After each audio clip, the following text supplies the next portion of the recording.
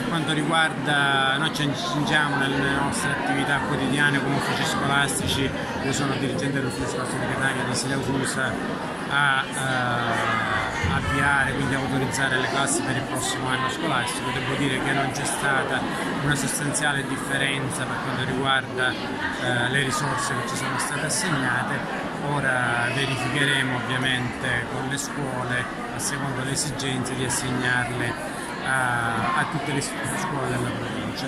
Dobbiamo cercare in un certo senso di verificare, da questo punto di vista anche a livello ministeriale c'è un impegno notevole per quanto riguarda la possibilità di incrementare il tempo pieno nelle scuole. Ovviamente il tempo pieno non si incrementa solamente con